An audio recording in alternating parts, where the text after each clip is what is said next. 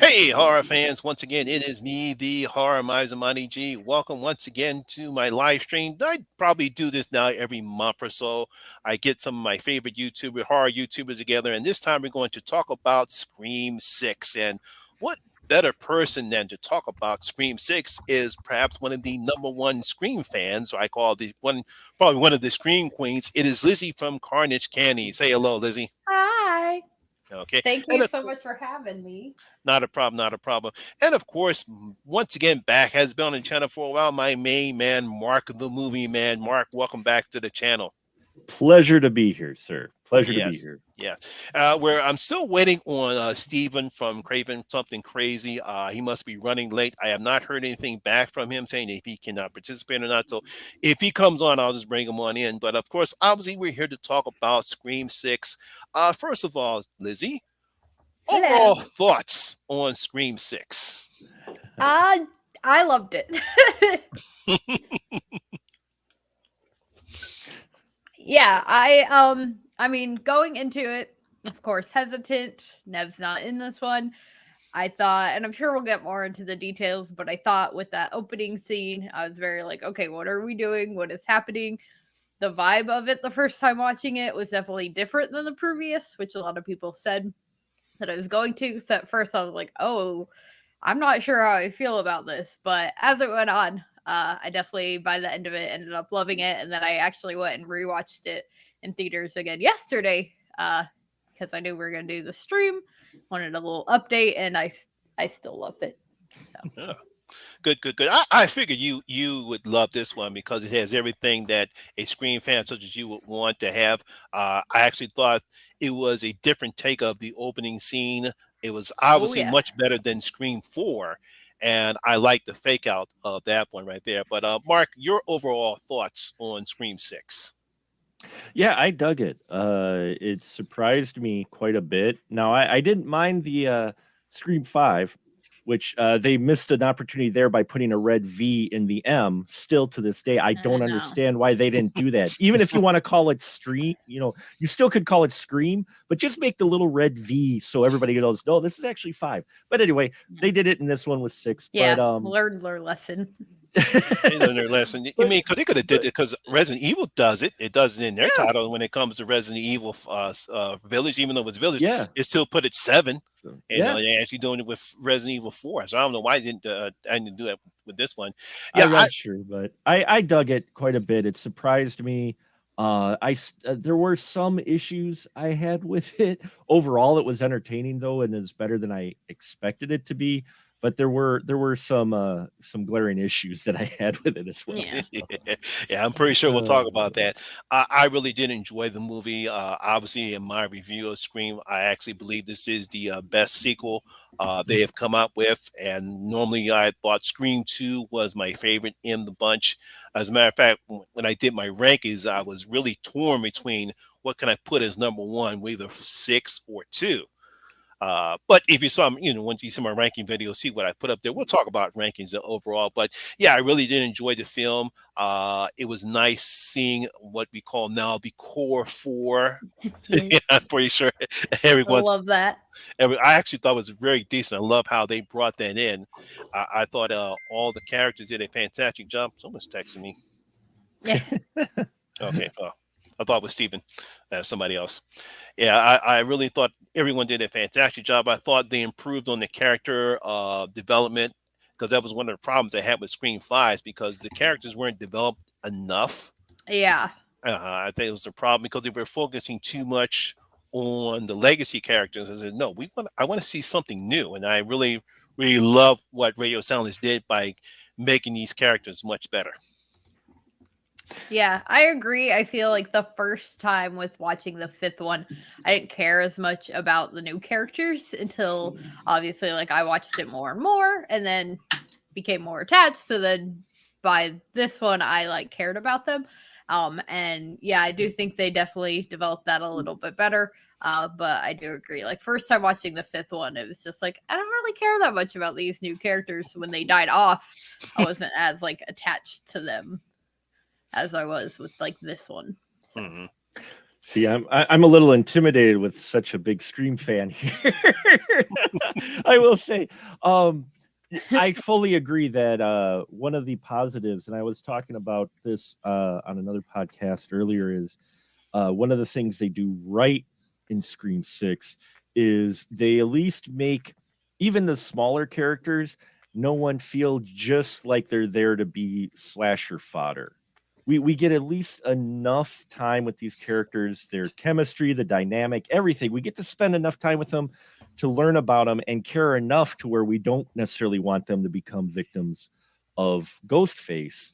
Whereas in a couple of the past sequels, you're like, oh, new person, they're dead. You know, Yeah. I don't care about you because you're definitely gonna die. Yep. They a little bit went a little too extreme with this one, which I'm sure we could get into a little bit. But overall, when it comes to characters, yeah, I enjoyed them better. I liked the two sisters specifically, the Carpenter sisters. I really enjoyed them quite a bit. The core four altogether, I enjoyed. But even the side characters, at least everybody got a little bit depth to them than you might be expecting from a movie like this. Yeah. Mhm. Very true. Very true. Yeah, like I said, I'm pretty sure some people were disappointed that Samara Weaving gets killed at the opening. Yes, I was, because I've loved Samara Weaving in everything she's in. She's great in Mayhem. She's wonderful in Truth, the Truth or Dare, or not Truth or Dare. Ready or not. Ready or Not, excuse me. Ready or Not. Everything she's been in, I've just really enjoyed her in. She gets the Drew Barrymore treatment in here, which on one hand, I guess in the overall Scream scheme, is an honor. But at the same time, I was a little disappointed that she went out as quickly as she did. Yeah, I wasn't surprised because that was kind of like a fan theory because she is kind of the most known actress to come in on this.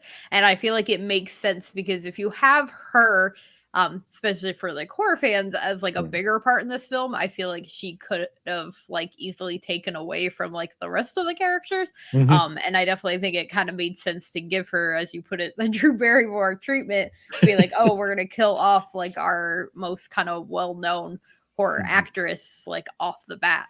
And it made sense, and it kind of rang true to the film. And I mean, the thing with this one is like, we'll get into it again, like this film mirrors the events of the second one. So I mean, even in the second film, they kill off a major movie star. It's kind of the Scream thing to do, I guess. And so it made sense in this one as well, to kind of mirror that, killing her off. I did see one thing that somebody said on TikTok, that they said that they felt like it would have been cooler to see her start in her classroom teaching, and those boys to like be her student, and then maybe see her like go on a date, like get a little bit more of her. And I kind of agree. Like, I would have loved to see her teaching her class, and we meet the students there, and then we kind of segue into that. But I also understand, like, this was a big shocking opening scene. I mean, right away we have a Ghostface reveal, which is like what I was talking about when I was like, what the fuck are they doing to my franchise? And then I was like, and then pretty soon after it, while he's like walking and talking, I was like, oh, he's gonna get killed off, like the real Ghostface, like he's gonna get killed off. So I kind of expected that and saw that coming a little bit. But yeah, so I definitely think it would have been cooler to have like a bit of a longer opening involving like her being a teacher. But yeah, that would have been interesting. They're actually talking about some horror, something horror related. And the fact, next thing you know, she leaves. Next thing you know, she gets the call from Ghostface, or someone pretending not to be one of her students and actually is Ghostface. Yeah.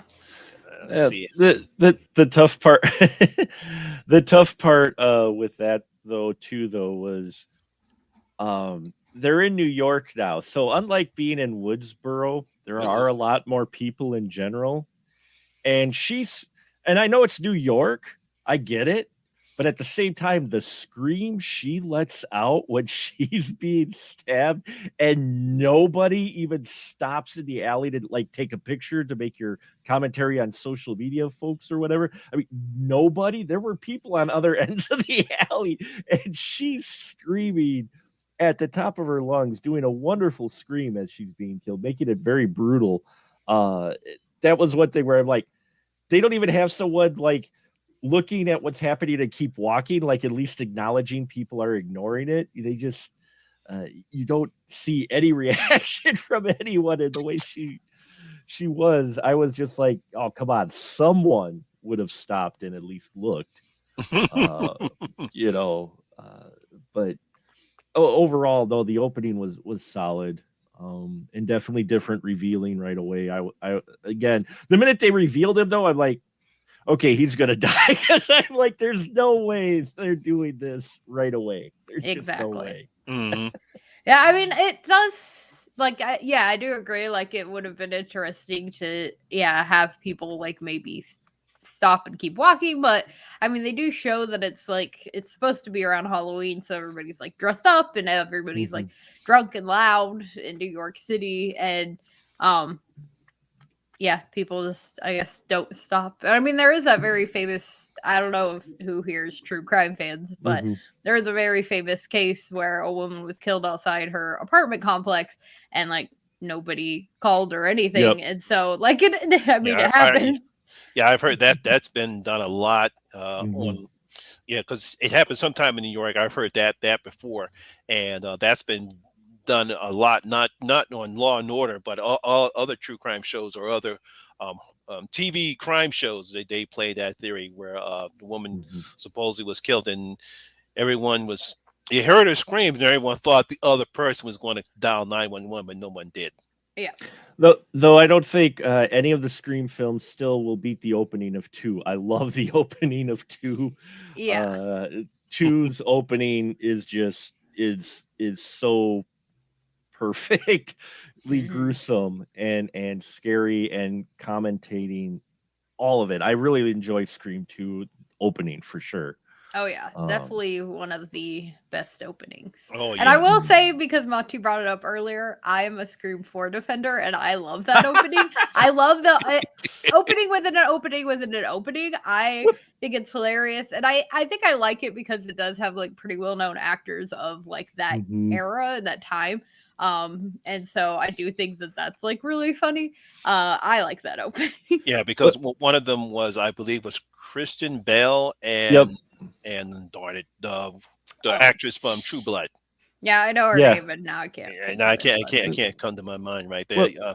Well, that thing with Scream 4 was, and I am probably way off. Like I said, we have a very expert fan here who I'm just in awe of.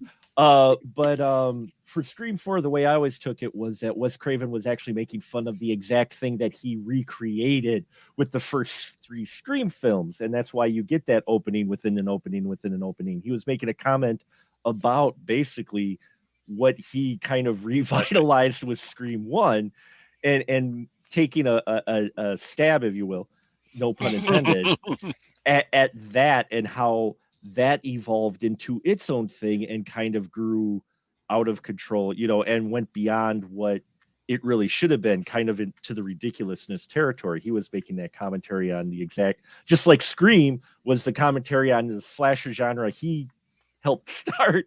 Scream 4 was more of that commentary there. This one, 6 didn't quite have that commentary. It's really trying. I think they passed the torch off well, or the knife off well. They did it okay in the 5, but here was really a passing of the knife, so to speak. Yeah, that is true. Like, this is a film that doesn't really do commentary on it. Like, they do. Well, that's not true. I guess they do address like the whole like rumor thing with Sam, and how like easy, like the Doc Quinn even says like how easy it is to just like turn the tables and make like everybody hate this person just by starting a rumor. So I think that's where the commentary more is Mhm. than like the killer's like motives. Right. Yeah, no, yeah, they still have that with Carpenter. I always enjoy films that explore what happened after the final girl survived. We didn't get a lot of that in the 80s during the first Renaissance slasher Renaissance or whatever you want to call it. You didn't get a whole lot of that. It kind of ended and you rarely got a sequel. So Yeah. here seeing how the modern culture accepted or didn't accept what happened to the Carpenter sisters in 5, I thought was an interesting exploration. How suddenly, real quickly, people began conspiracy theories about how she orchestrated the whole thing, and I enjoyed that part of it for sure. I thought that was an interesting. It's a nice modern take.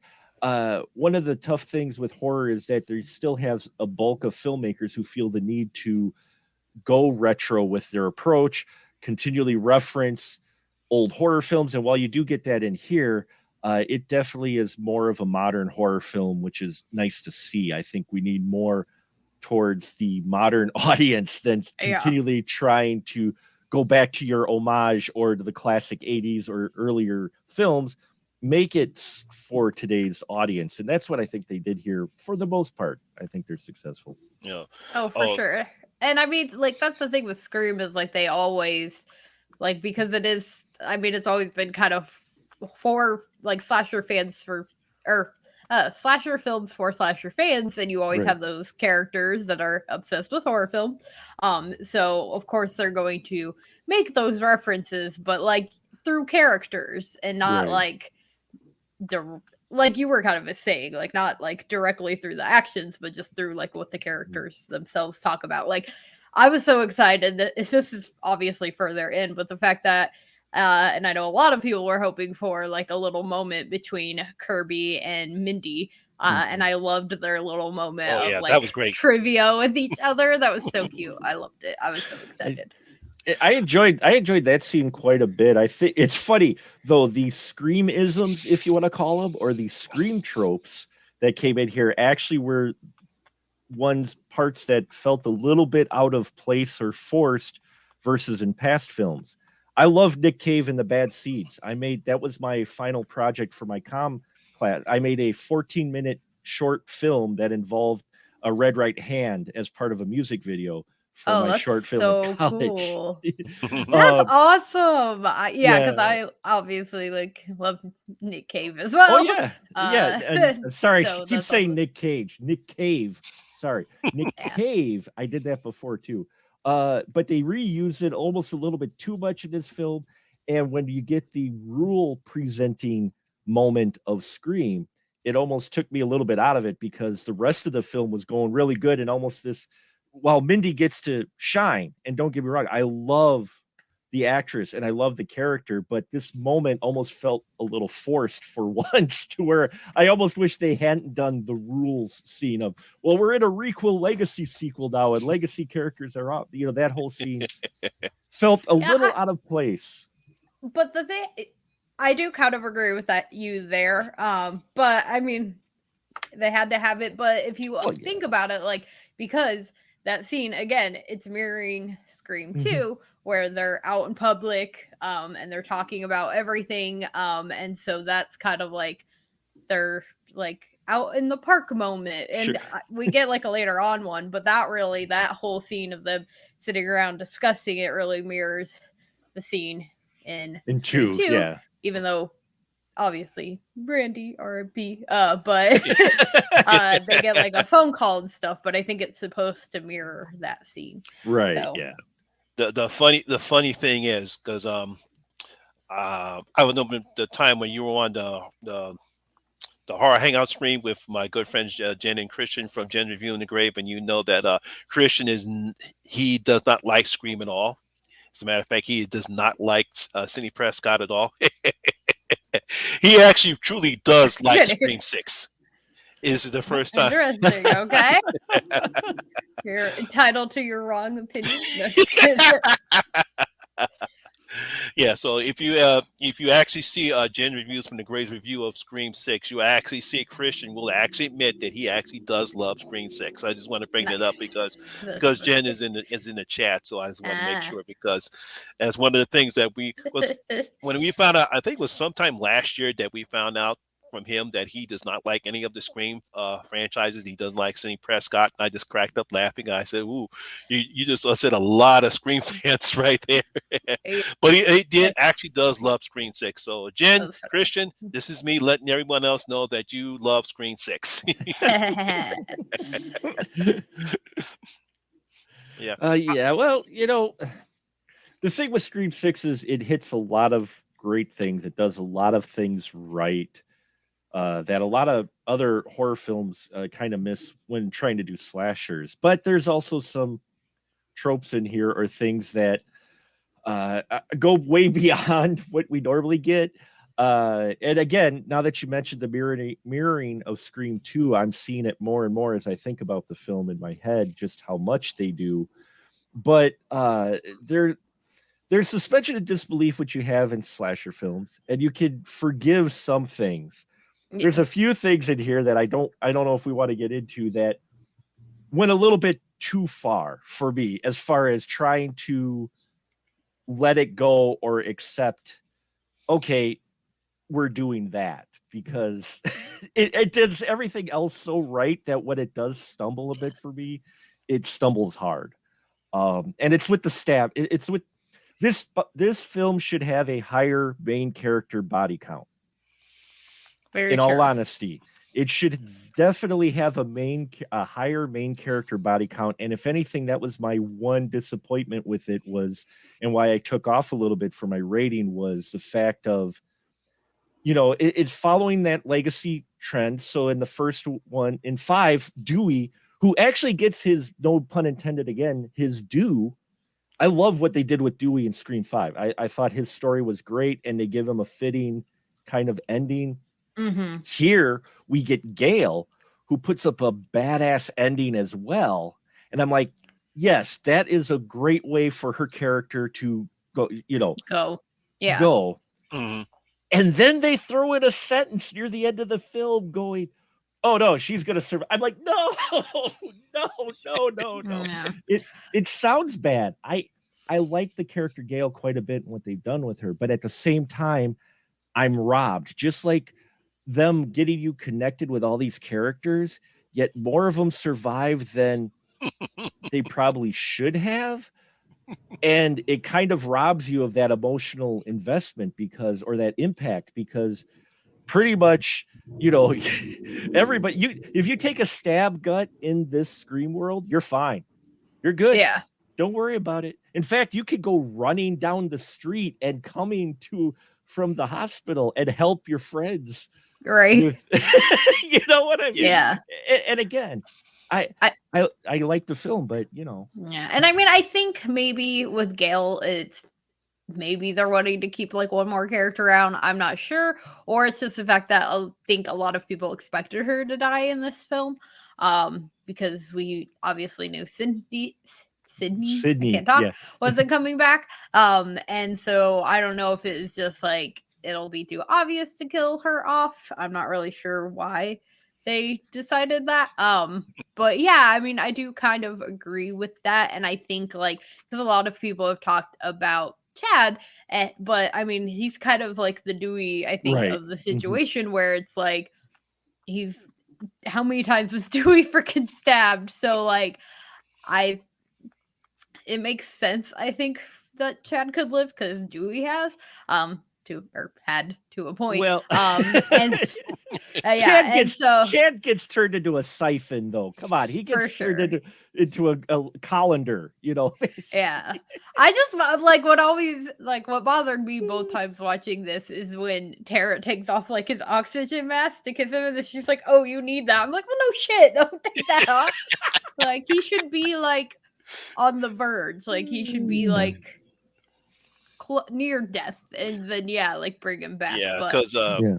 because as Cody Leach said in his review, that was one of the things he definitely didn't like about the film was that third act, and that's one of the reasons why I took a couple points off of my rank when I reviewed the film. Is like, yeah, you really have to suspend your belief during the third act of the film. It's like Mm-hmm. it's like because when he does get, I mean, they really stab the shit out of him. I'm like, oh darn, he's dead. I'm like, wow, they actually did it. They actually killed off one of the core four. I like, damn. And then of course we see him. It's like, oh man, not that I was either happy or sad that he lived, but I thought they were really going to make the threat. They actually want to take a chance and go ahead and kill off one of the people. It's like, wow, they even do better than they actually did with the Legacy 3 characters. They actually Mm-hmm. killed them off in the second film. But it's that's that I thought they were going to do it, but then I guess they decided not to do it that way. Yeah, and especially with this film mirroring uh Scream 2, you would think that they would have gone and killed somebody off, like Right. possibly Mindy, like which I'm glad they did because obviously I love Mindy, but Mm-hmm. Well, and that's the thing, and that was kind of the thing that got me was that they set things up so well that I think, and I don't want to speak for mega fans, but just me as the fan of horror in general, and having watched so much, while you don't want to see some of these characters die because you do enjoy them, the way they would have died in this film was totally acceptable. It's not like they went out like, you know, it's not like they went out, pardon my French, like a bitch or anything. yeah. They went out in an acceptable way so that while you don't want to see that, it helps add that little extra emotion because, as I think you mentioned, Monty, uh, Mm-hmm. uh, it, it gives that threat level. Mm-hmm. Otherwise, you're turning into the Fast and Furious. And don't get me wrong, Fast and Furious franchise, guilty pleasure of mine. But nobody dies in that franchise. You think they die, but they come back. So after a while, there isn't so much a threat investment in your characters anymore because you figure they're going to play it. Yeah, exactly. It's a Yeah. franchise. Anyone can die now. And I think that's the one thing that takes away from this is the fact that very few of the actual main characters that we're introduced to die. And I think if you had at least one of them, Mhm. then you at least have that threat yet. But having Mindy show up, Chad surviving after being stabbed many times, Yeah. even the one guy getting the one of the ghost faced getting up after he was brute. I mean, Yeah. it's one of those things where it becomes a little cartoonish after a while, and it takes away what you've established so well in the rest of the film. Yeah. Because, I mean, with Scream, like, it does stab at your heart at times. They're good at killing off characters. And so, yeah, having it just be like, yeah, we don't want them to, obviously, but it's like not a single one. Like you couldn't kill off a single one of these main characters. Yeah, I do kind of agree with that. And maybe we'll see. Maybe 7. We'll see what happens. So yeah. Well, I have theories. to answer Go ahead. to answer Eric's question, it's not so much I want to see a main legacy character die. It's just the way you set things up within the film that it's the natural progression. So to go against that grain for at least one of the main characters for how bad they are stabbed, even more so than they were in the previous films, it feels like you're robbed a little bit, almost like well, there goes that tension now because you're stabbed in the gut, you're fine. You're stabbed in the gut twice, fine. If you're Chad, you got stabbed 18 times, but they were all flesh wounds, so Yeah. you're fine. You lose that little bit of tension of someone actually having that threat there for these characters that you like. Mm-hmm. Yeah, exactly. So That's it's true. it's not that I necessarily want these characters to die and I'm going, yeah, Yeah. it's just I'm not saying the franchise characters have to really die, but if they do, none of them so far have gone out weak. Like, Well, because the thing is, Eric, like, yes, someone died in Scream 5. Like Dewey died, and that's a big deal, obviously. But like I feel like Mark's kind of point is like we have that whole scene where Mindy is talking about the rules, and again, nobody big dies in this one. So I think this film definitely led, like you were saying, Mark, to make it feel like we're gonna lose people in this one. And like even with marketing, it felt like that way. And like it definitely was the kind of brutal of the most, like the scenes that we see definitely are. But yeah, it just kind of led to feeling like we were going to in this specific one, not including 5. Right. So. Did y'all see that poster that's been going around on the internet about Scream in space? No, but I know everybody's been kind of like making that joke, like, oh, we gotta get a space one. I mean, that is something that I worry about, because even with this one, because obviously, like, they had the first 3 ones, and 3 is 3. And then we had a big space till 4, and then big space between 4 and 5. And so yeah, I definitely was someone that was a little hesitant about the fact that we were getting a 6th one so soon. I was like, ugh, but pleasantly surprised. Hey, look, if the Fast and the Furious can go into space, why can't Ghostface? Hey, I will stand behind Jason X totally. I love Jason X. Jason X is a wonderful film that pokes fun at the franchise. It's its own kind of satire. I love Jason X. I will that kill in Jason X with the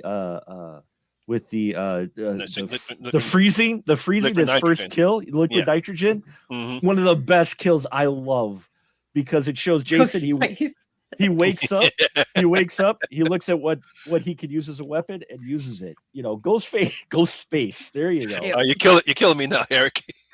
Ghost space. Yeah, but you know, this film in general was far better, and I got worried when I saw the shotgun scene in the trailer. Oh yeah, for sure. Because one of the things that ticked me off about, and I know a lot of people love Terrifier, one of the things that really ticked me off about that film was a specific scene where he pulls out a gun, and I'm like, you've just lost me with this character. You had me. Because And, neither Ghostface nor Art use guns. You know, that's not their typical style of killing people. But he did. But point, because I saw a lot of people saying this when talking about theories, was whether or not that was going to be an end scene, because Ghostface tends to get a hold of a gun in the end. True. Very true. But that was a big theory, was like, okay, is this going to be like, how is this going to be like a weird end scene? And obviously it wasn't. It was like a mid scene, which was kind of cool, but right. Well, and they set it up well. That's what what I liked. It's not like he brought the shotgun with him. He used he used the tool that was there, versus what happened in Terrifier, which Art had a gun with him. Yeah, for sure. You know, that's what ticked me off with that one, versus here, where it made more sense. And he didn't keep the shotgun after he was done. He tossed it aside and said, "Yeah, no." Yep. Gotta talk about the elephant in the room. Did you miss Sidney Prescott? Go ahead, Lizzie. I surprisingly didn't. And now I love Sydney, obviously. Like, I love Scream, duh. If you couldn't tell. And she is my... What? You love Scream? Oh, wow. She is my final girl, like, forever. But I think they did a good job of making it where I didn't really miss her. And I did like as they said, the core 4, I think, enough. And I think Gail wasn't obviously in it heavily enough, but I feel like she was in it enough. And I did like the fact that they, like, it's shitty that Nev Campbell wasn't in this because they refused to pay her. Like, I always said it would be one thing if she chose not to be in this because she was done. The fact that they refused to pay her is shitty. They should have. Like, that's just the thing. They should have. But I think that I did like the fact that Gail, said, like, she deserves to have her happy ending. And I agree. I think that if she had maybe been brought back for this one, I don't know what the plan was, but we could have risked losing her to be able to segue into this new set of characters and this new franchise. And I think maybe having her there would have blocked that ability a little bit. So I ended up actually not really missing her, surprisingly. I know a lot of people feel differently, but I surprisingly didn't. So Scream 13 was. I'd watch that. I would so Yes. watch that. I would so Right. watch that. Oh man. It sounds bad because I really like Nev Campbell and the Sidney Prescott character quite a bit. And it is bad that we know what the behind the scenes reasoning behind it was, but I think the new characters serve better without Sidney there. Because like I said, this film felt like a really decent passing of the knife to the new characters. Now you had that kind of transition in 5 where it was in Woodsboro, you had legacy characters, similar situation here. You're giving these characters to breathe because by bringing Sidney, not only are you bringing fandom, but you're bringing all that extra baggage and memories and everything from the other films. And if you're trying to get these new characters integrated and people to get behind the core 4, Sidney takes away from that because you're like, oh, hey, it's Sidney. But now Sidney, But now that she's not there, you get to spend some time. Let these characters breathe a little bit more. We get to spend time with the Carpenter sisters, who are a badass duo. Who, I'm all for. I want to see what happens next with them. With the core 4, especially because, I'm interested now. If Prescott doesn't show up ever again, I'm okay. The way they set it up, I'm fine with her not showing up again. Yeah. Well, and I think especially because I do want to say, like, Wes Craven always said, like, Sidney, don't touch her. Like, she cannot die. So I feel like if she had been in this, if they were to, like, kill her off in some way, like, that would have been just completely disrespectful to the memory of Wes Craven, because he's always said that, like, things that he's regretted is, like, having certain characters in other films, like, killed off. So he never wanted Sidney to be touched. So I was glad that they obviously, like, never, I guess, probably won't ever get the chance to do that. Yeah, because she got to just have her happy ending. Because I remember he said in interviews, he said he was sorry he killed off Randy. Yep. Yeah, exactly. Like, he was bummed that he killed off Randy, and Sid, and that, like, and a lot of people, quote Wes Craven saying that, like, Sidney is this franchise, and to a point she has been, but I don't feel like she is anymore.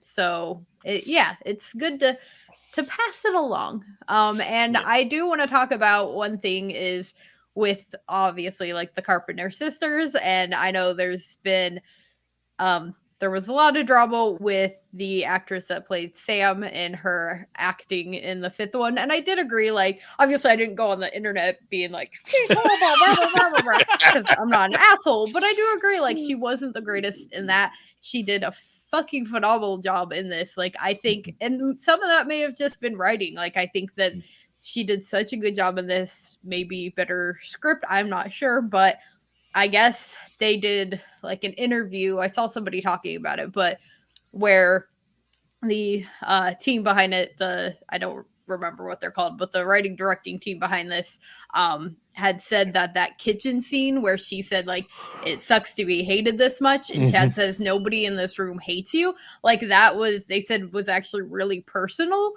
because of the amount of hate that she was getting, that was kind of not just Sam, but that was Melissa, I think is her name, as well. Melissa just Barrow. saying like it sucks to be hated this much, and them all being like, just remember, nobody in this room hates you. Like, and I was just like, ah, when I heard that, I was like, that's so sweet. Like, yeah, I didn't know she got a lot, because I know a lot of people complained about her performance, and I really didn't have a problem with her performance. That was, for me, it was more of the writing and not her performance. Obviously, she does a good job here, given that she has more material to work with. I felt as though it looks like the guys from Radio Silence didn't give her the enough performance. I think was more. I think they mainly criticized it because of the fact that they decided to make her Billy Loomis's daughter. Yeah, for sure. I think that was more the criticism about that than the fact of her performance. But I think because of that and the fact that she really doesn't shine as much, and I think that's where all the criticism comes in at. And Yeah. and then when I heard some of that, I felt sorry for her. I said, "Look, she didn't do a bad job." Yeah, but because it's because with me, I felt as though after Scream 3, and when I heard about Scream 4 coming out, I says, "Well, we got to move on from Gail, Sydney, and Dewey." I said, Yep. "There's really not much more we can actually do with them at this particular time. They really have to try to do something else with them." And but Scream 4 I thought was very good. We introduced some new characters. We still get to see some that I thought everyone did a good job. But when Scream 5 came out, I said, well, we really don't need the legacy characters right now. It's time to move on. But Yeah. because of the success of Halloween, that's where that comes from. Oh yeah, Oh yeah, for sure. yeah, definitely. Yeah, it's a tough call. But this one they did it right. I think taking it out of Woodsboro was the right decision. Because they gave themselves more freedom then. It's kind of like with 2. It's why 2 I think works as well as it did, because 2 went to a completely new location, Yep. and they addressed, and like I said, I always love seeing how the characters handle after going through some traumatic slasher event, seeing how those the final girl or final characters handle life after that. And that's why 2 worked, and I think it works here by moving it to a different location. You've got a lot more freedom to do things that maybe people might not allow you to, even subconsciously, if you're back in Woodsboro. Yeah. So for sure. Yeah, I overall, I mean, Scream 6 does a lot of things right for a quote unquote legacy sequel, which I don't even really take this. 5 was a legacy sequel. This one, I take it more of it on its own. I mean, we have a cameo that shows up in Gale, and of course Kirby, who, in all honesty, that's the one cameo I loved the banter between her and Mindy, but at the same time, her character is the worst red herring ever. For sure. I mean, it felt like, oh, look, we're bringing in Kirby. She might be the one. And everybody's like, nah, she's not the one. Nah, they were going to make her the one. I do see, like, a lot of people have talked about, like, oh, this, like, her being so different. But it's like, well, yeah, it's several years and some trauma later. She's now, like, she even says, I'm, like, 30 something. Like, she's an adult. She's not a high schooler anymore. And the thing is that, like, I think also a lot of people have to realize is that Hayden Panettiere, she took a big chunk of time off from acting. This is the first thing that she's done since she's come back. She wanted to do it. She pushed. She called them up, was like, hey, now bring me back for 5. So they were like, oh, we'll get you in for 6. Like, so I think one thing, it's inserting a character who maybe they might not have planned to, but also it's like, she's been through some shit. Like, she as a human being is probably different. So, like, yes, she sounds a little different. She looks different because she is. So Kirby's going to be a little different. But, like, so I feel like people are criticizing Kirby's differentness a lot. But it's like, okay, well, yeah, like, you go through some shit, you're gonna be different as well, and so is so is Hayden. So it's like, give her a fucking break, people. Yeah, I thought she did a decent job as Kirby. She's grown more. She's now an FBI agent. I thought she did a pretty good job, in the scene. So it's like she's not going to be the same person that she was back in Scream 4. That's 2018, which is a good and I had no problem with Hayden or the character itself. It's just within the writing of the story, her character really felt kind of inserted. You could kind of tell it. And now that you're mentioning that, Liz, she feels kind of inserted. Like, oh, I agree for sure. But I mean, I'm always gonna be happy. Kirby. No, I am always for the cheerleader. Save the cheerleader, save the world. I loved her in that first season of Heroes. I've enjoyed her work ever since. So seeing her back was great. Seeing her in this role was fun. It just was within the context of the film. Her character did feel a little bit like yeah, that is the worst red herring you could ever throw at us. Yeah. It's like we know. Why even play it that angle? We know it. No, it's Yeah. not So her. that 'Cause for me that comes with the writers trying to think they can trick the audience. We're going to bring back a beloved character from the fourth movie, but we're also going to try to use a red herring to try to trick the audience. It's like, come on now, we're a little smarter than that. It's like don't try to yeah. insult the audience. 'Cause that's when you're going to lose the audience. Well, and that's like kind of the moment, especially like going and having rewatched it for a second time yesterday. Like they, with like the cop Bailey, I had to think of his name, calling and being like, "Oh, like Kirby, blah blah blah blah Yeah. blah blah blah." Like Mm. you kind of give it away in that moment Yeah. because again, Mhm. like we're all like, "Oh no, it's not fucking Kirby." Like, no, it's not gonna be her. Like she. Like and the whole trying like what that's one thing in this film they constantly tried to like imply and that's why I have theories maybe about Scream 5 that like oh the trauma all these characters have been through eventually one of them's like gonna snap but it's like no because like that's the whole thing is that they've been through this trauma and they're surviving it like no they're not gonna become Ghostface like No. I liked but how I that's why like I'm hesitant about 7 I'm like that's why Yeah, yeah. I liked how they spun it with the whole Billy Loomis story in that she turned her Loomis urges to kill Mhm. people into a way for her to defend herself against these other ghost faces, which is again, I think the reveal again was one eye roll for me when it was revealed. It was a Yeah. family who was related to the past victim. I know that's Screamish. I know that pardon, I know that's Part within 2, that, yep. that's very Scream like, but at the same time, again, you did all these other things right to fall back on that. Make it someone who has no connection at all to anything. It's just someone who either likes Ghostface or admires Ghostface. I liked that angle more so than nope, we're part of the family. Yeah. Yeah. That part I'm just like, oh come on, really? Yeah, that was kind of like like I get it, yeah, because again, trying to connect it back to Scream 2. But yeah, I did kind of agree that I was like, really? Like Richie's family? Like that's kind of boring. Who gets the killers? Oh yeah. I mean, I I- didn't really because again, it was like that back and forth thing of which that I love that Scream does is it being Mhm. like okay, well, his daughter's dead, so maybe, but then there was also that part of me that was like, well, freaking Jill killed her own mom. Like, who fucking knows? Like, maybe he did kill his daughter. So I was like, I did start to think maybe it's him. And then I was like, well, maybe it's not. And I was a little, I do really love the fact that I think we talk about them develop these characters and the character screen time. I love the fact that, and again, with rewatching it, I don't remember his name, the son, whatever his name was. Yeah. He's like not really that much in this, and I love the fact that he very much like is kind of hid in the back, and Mindy even like calls him out on that.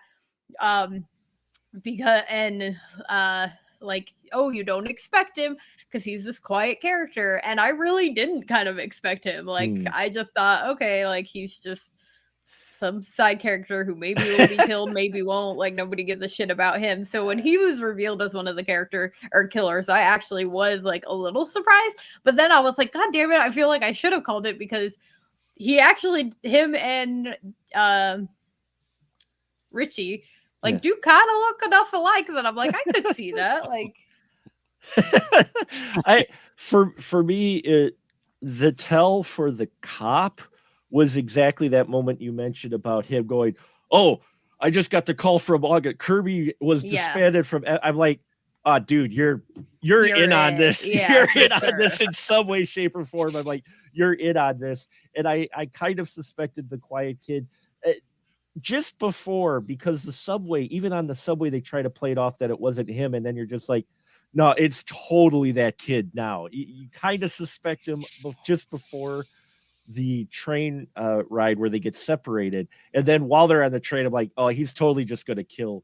I think it would have been interesting because they set up the whole idea of ghost face masks being bought so much, and this came up on the other podcast I was on, and I hope you don't mind me bring it up here, but someone gave the theory of what if it wasn't Ghostface who killed Mindy, but just some regular looking Joe, because everybody was in costume, to have it not be a Ghostface killer, just someone who just comes up and stabs her because there's the crowd is That's so true. packed you couldn't quite tell.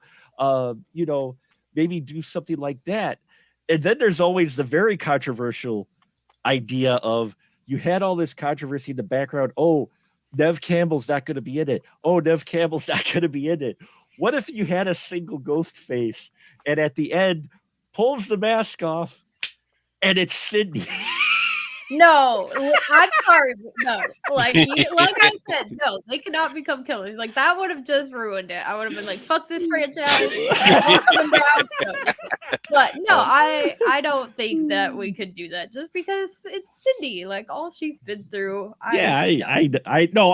I'm just I saying. know. I've That heard would've been- I've heard that theory plenty of times before, Oh, yeah. because I think right before Nev Campbell actually came out, and because there was a lot of stuff going on, because Steven talked about it too, and there was a lot of rumors going around saying that she was actually going to be in Scream 6, but then she finally came out out of a interview. She was doing something, and she finally told everyone, "No, I'm not going to be seeing Scream scripts. That's it."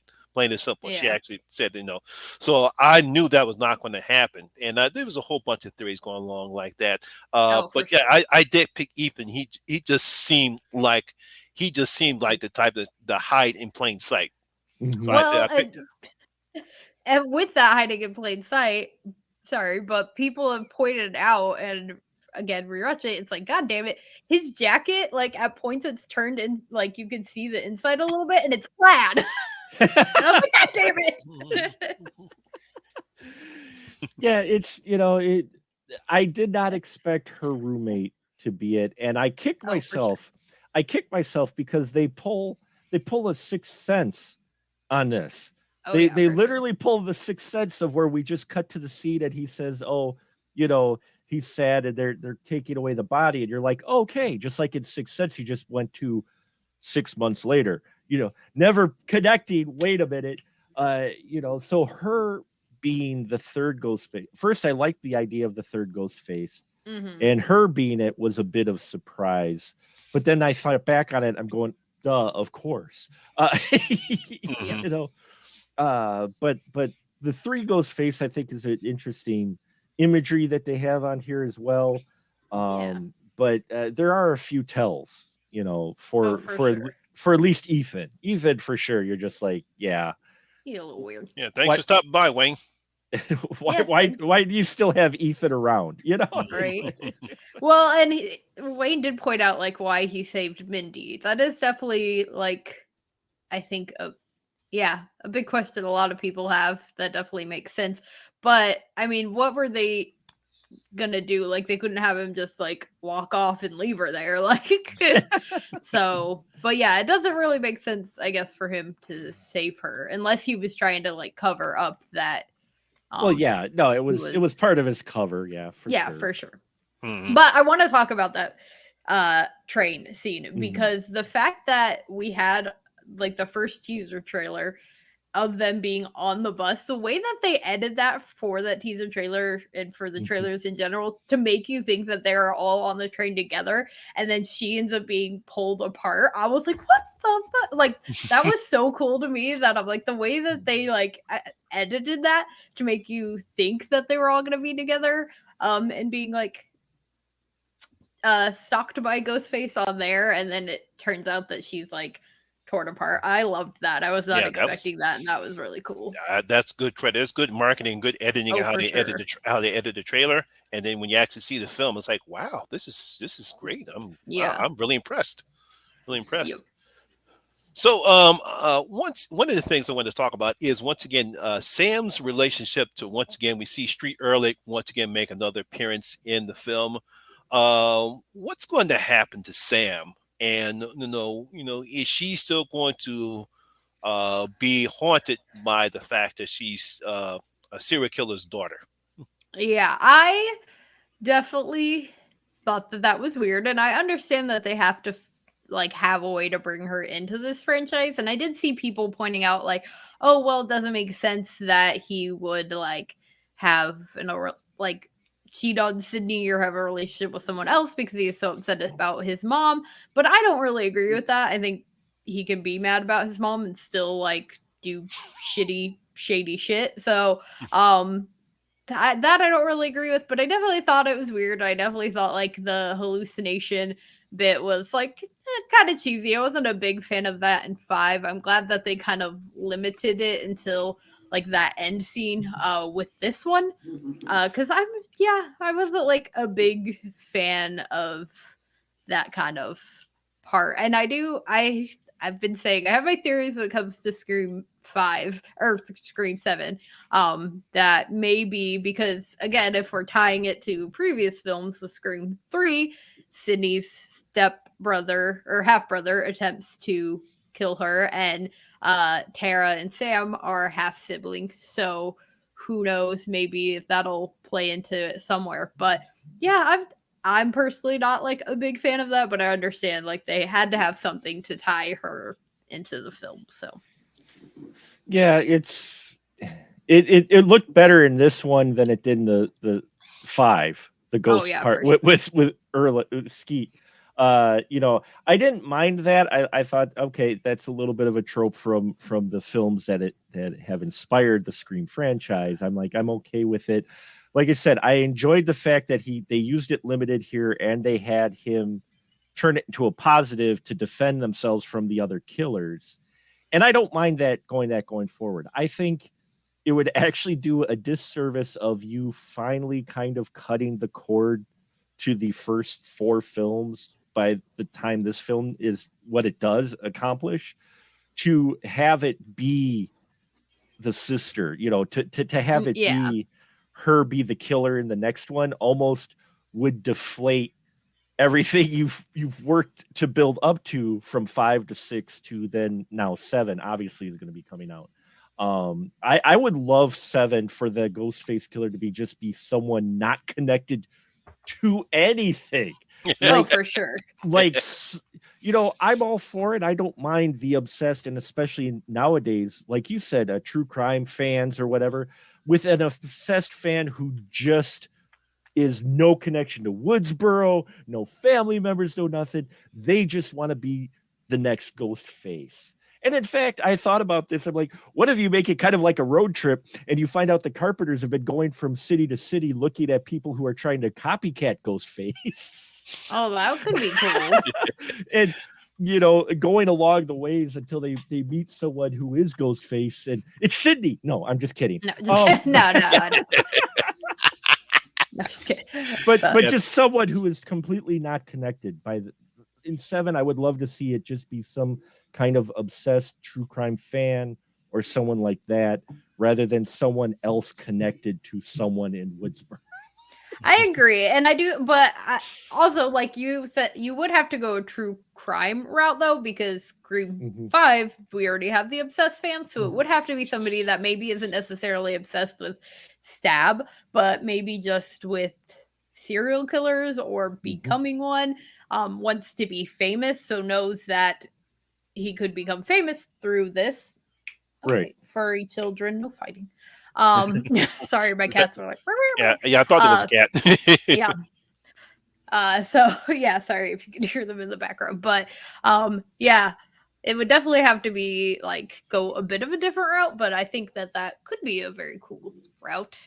It is very like, okay, well, what are they gonna do next? Because they've kind of almost like run the gamut of options for what could inspire a Ghostface killer. But I do think it would be smart to go somewhere different because, like me, I'm already having theories about like it copying Scream 3. So I think that they would have to maybe go a different route because, yeah, people are already going to be thinking that.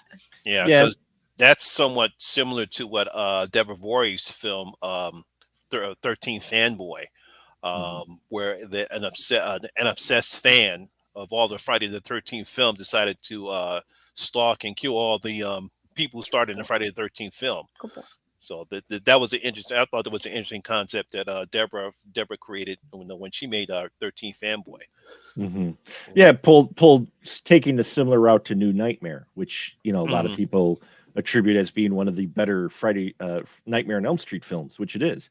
You know, I just at this point it's like, okay, you've done a good job of separating yourself. Don't make Scream 7 like Scream 3, because Scream 3 was Scream 3. way too jokey. Okay, Yeah, you for had sure. Scream 3 is like Freddy's Dead. Okay, like Wait, I like Freddy's Dead. I I like like, Freddy's Dead. don't get me wrong, I like Freddy's Dead. It's completely different. Scream 3, I was entertained, but at the same time, if you want to go by the tone of the other films or the series, it is the most kind of jokey, haha, wink at the audience type of film, Mhm. just like Scream 3 was. Yeah. You know, in that massive amount of cameos, ha-has, wink at the screen type of deals, you know. And Freddy's Dead kind of had that quite a bit as well. I mean, they literally have the moment when they tell you to put your 3D glasses on in Freddy's Dead, because the character on the screen literally takes their 3D glasses and go, put your glasses on so you can see the dream world. Now, see, I saw Freddy's Dead in the theaters, and of course, we had to had to put those plastic glasses on at the time Oh, when gee. Lisa Zane's character puts his glasses on. My grandparents took me to Freddy's Dead. That's Yeah. Aw. how cool that was. But I had to look. I wasn't ignoring y'all. I was Oh. looking. I put it as number 4 in my Mhm. Nightmare on Elm Street ranking when I did the whole Sure. franchise. Mhm. That's what I was looking up. I was like, I think I liked that one. Yes, I liked it Yeah, fourth, apparently. Just So. as much as you'll defend the opening of Scream 4, Lizzie, I will defend Freddy's Dead. Right. Well, and I like Scream 3. Like, I get some flack, like, because obviously I will defend any Scream movie. I like Roman. I don't necessarily like the whole, oh, or half sibling crap, Yeah. but I like him as a character. So I always get a little bit of flack for that because I actually really like Roman. Yeah, But it's like this for Scream 3 for me. Well, it still was an entertaining film. It was, it was a decent slasher film, but like I said, for me, it's still the weakest of the Scream series. It's because for some reason it wasn't as good as 2, wasn't as good as 1. And yeah, even though, like I said, you it's the first one. It's the first one only had one Ghostface killer, and yep. you can understand Roman's motivations. But to me, it's still out of all ones, still kind of the weakest motivations when you get down to it. No, not the no. Actually, no. Richie has the weakest Richie, yeah. motivation. Richie and Amber, they have the weakest motivations, because it was him until Scream 5, and Richie and Amber came up with their Yeah. motivations. It's like, yeah, but that's the whole thing with me. It's like a Scream 6. It's like, put it this way, when it comes to the Marvel Cinematic Universe, the worst film is Thor: Love and Thunder. It's funny We'll agree to disagree on that one.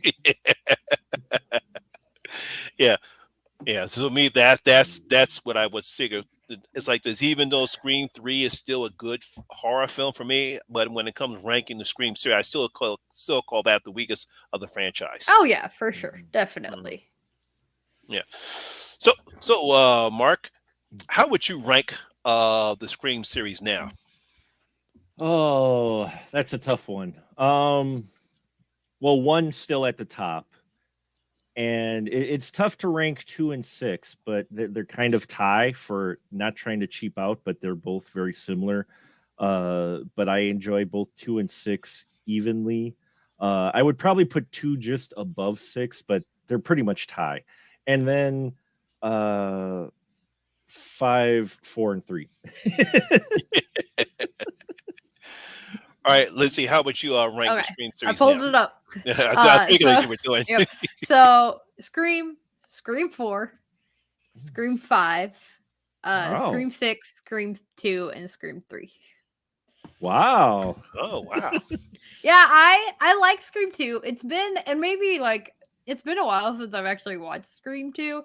So I'm like, maybe if I rewatched it, I would rank it like a little bit higher. But I like it, but it's definitely not by any means obviously like my favorite. So The only thing that I didn't care for Scream 2 necessarily was the ending. Was the ending. Actually, for a lot of the Scream films, the ending with the big reveal is like my least exciting moment for the I know, film. which is really like disappointing because it's the whole Right. thing of Scream. Yeah, Like, because I guess because Mickey was such an interesting character, so I can get that. But I guess when Mrs. Luma comes out and Right. when she Yeah. makes her appearance, it's like that's it. Yeah. It kind of nosedives with that reveal, but you can still get her motivation. Your no. motivation, just like Gail. When Gail calls her, well, wait a minute, I don't remember her, and then Sydney says, well, if you know, he loses a certain amount, it's gonna so A like lot she's of like a 60. lot of A lot weight of and weight. work Yeah. later or Yeah. something like that. Well, It's- Scott said Scream 3, the Parker Posey movie, which is 100% true. Like her True. and Gail kind of carry that Yeah. movie. Oh yeah. uh, Yeah, for sure. yeah. Now for me, Scream 3, Scream 2022, Scream 4, Scream 3, Scream 2, and wait a minute. Oh yeah, I'm messed up. Scream 3, that's number 6. Oh, you're going back. Okay. Yeah, I was going backwards. Yeah, Scream 3 is number 6. Scream 2022 is number 5. The original Scream is number 4. Scream 4 is number 3. And I was shifting back and forth. So I put Scream 6 is number 2, and Scream 2 is number 1. Wow. Yeah, right now, Yeah. Scream, because I Okay. always loved Scream 2. It's basically what you thought put it this way, when you do a sequel and you want it to be better than the original, and this looks like That's true. The Empire Strikes Back is Mm. better than the original. Oh For yeah. me, Scream 2 is better than the original, unlike The Exorcist and then The Exorcist 2. And then The Exorcist 3. You know. Yeah, that's why I said The Exorcist 3 is the actual sequel to The Exorcist. I do not count The Exorcist 2. Yeah. Lizzie, you ever seen The Exorcist 2, The Heretic? Pretty sure I have watched it. I just don't remember it. Good. Clearly, it was not that good You because don't want to remember that. I must have blacked it out.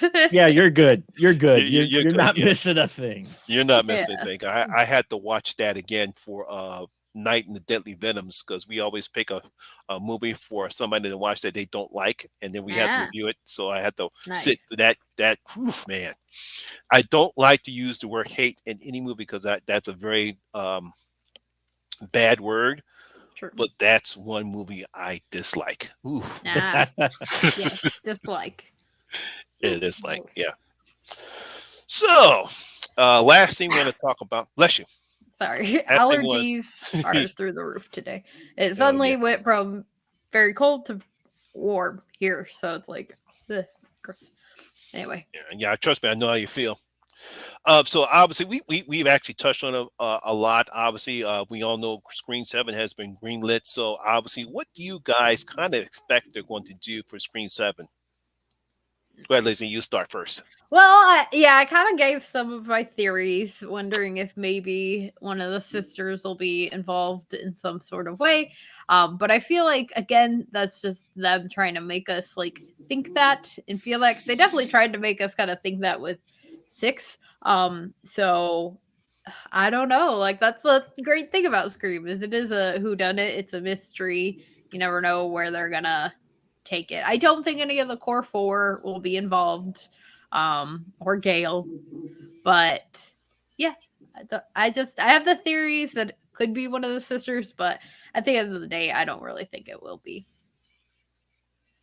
All right, Mark, any theories about Scream 7? I'm I'm with Liz. I don't think it's going to be the core 4.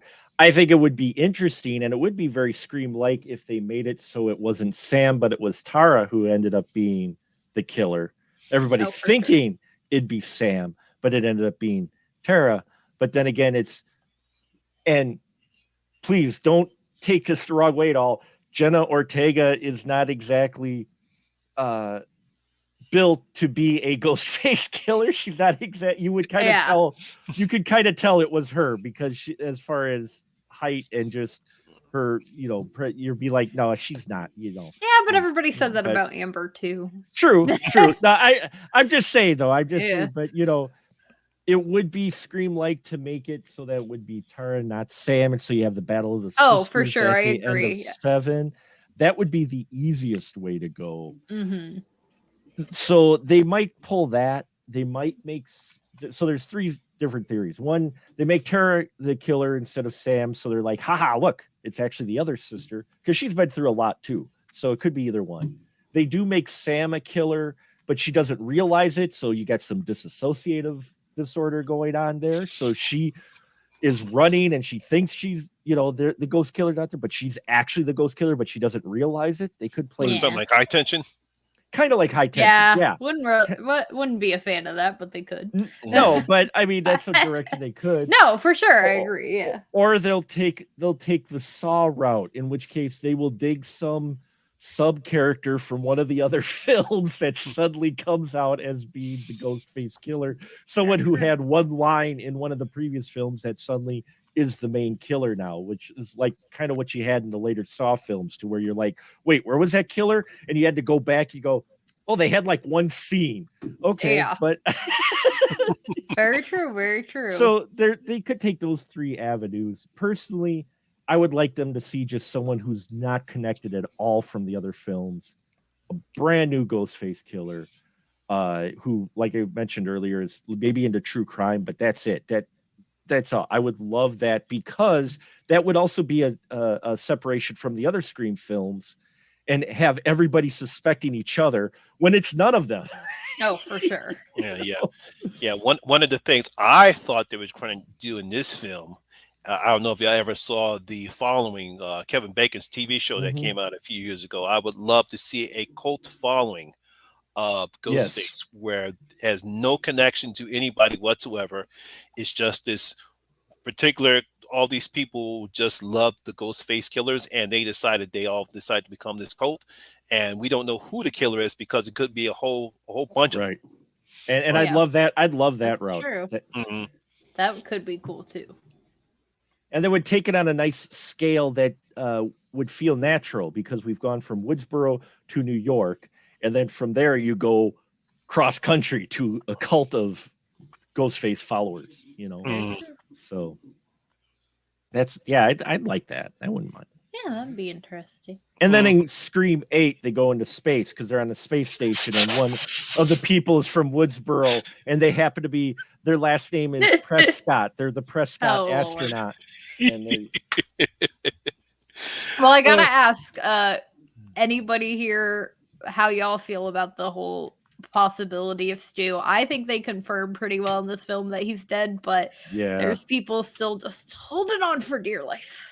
No, please, no. Stu? No. Okay, thank God. I'm not. He's dead. He's dead. Leave him dead. Yeah. No, if Steven was in here, he would definitely. He's still campaigning for Stu. He's still campaigning for Stu. No.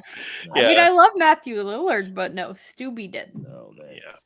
It's just. I told him, and I said, as much as I love Matthew Lillard and I love the Stu character, he just doesn't have the intelligence to come up with something this grand. Yeah, no, he was manipulated. Like that's kind of the whole thing of him being. He was manipulated by Billy Loomis, so he just can't be. I don't see him doing that. Yeah. Just that doesn't fit his character type. But anyway, that's his opinion. Yeah, okay. I get it. People love the character; they want him back, but just he did. Yeah, he did. Well, I want to once again thank the two of you for coming on. Too bad, obviously, Stephen must not be still feeling well enough, so he decided not to come. So hopefully, Stephen, you'll get better. Now, Lizzie, this is something that I do on my live streams. I actually got this from Mark. Mark does his on his podcast and on his streams. This is your chance to shill on your channel. What is coming up on Carnage Candy? So I do a lot of reaction videos, some reviews. I have another Scream. I do a lot of Scream content, obviously. So I have some more Scream related content coming out. But yeah, that's kind of what I do on my channel. So. Okay, Mark, what's coming up on the Spoiler Room podcast? What isn't? Well, we've just finished our episode on The Host 2013. that was an interesting conversation. Our next one is Upstream Color. We're doing a theme month. We do one every month that's surrounded our special episode we do every month. And we're celebrating our 10th anniversary on the spoiler room. So nice. 10 years. So we're looking at films that's each month we look at a film that celebrates its 10th anniversary. So this coming week, we're doing Upstream Color, which was from 2013. It was voted on by our listeners. So we've got that coming up. I've got an interview that just dropped today for the director of Enter the Dragon. It's a wonderful over-the-top exploitation film involving a PI who's a drag queen who gets involved in this huge heist with super villains, lots of phallic symbols and all kind. It's hilarious. That's awesome. The interview with the director was great. That's the video is going to be on the YouTube, but it's on our Spoiler Room podcast channel, which is on Spotify. I got like 8 reviews in the hopper I got to do for the final cut. And yeah, I got a lot of stuff. Specialmarkproductions.com. You can go there and find links to all the stuff I do. So okay, very cool. Okay. Yeah, I'm pretty much Carnage Candy with 2 Y's on everything. Nice. So yeah, so Instagram, Twitter. I don't really use Twitter that much anymore. But TikTok, YouTube. Yeah, so the links for Lizzie's channel and Mark's channel will be in the description box below. Coming up on my channel, I'm doing a monthly series talking about horror movies from the 70s because I'm a 70s kid. Latest will be the sequel, Invasion of the Body Snatchers. I'll be doing nice. that. Cool. Wednesday will be I will be hosting once again our monthly live stream of the Horror Hangout crew. This time, like I said, we'll be talking about animated horror. So we'll be talking about The Nightmare Before Christmas, the Addams Family movies, the heavy metal movies, Caroline, anything animated. And of course, like I said, we'll be talking about Velma. Nice. Very cool. Hey, Katie. Hello. Yeah. So once again, I want to thank Lizzi from Carnage, and of course my good friend Mark the Movieman from stopping by. Hopefully, Stephen, you will feel better. I want everyone in the chat for stopping by. So once again, my name is Lamont Smith, better known as the Horror Miser Money G, and always remember that horror rule.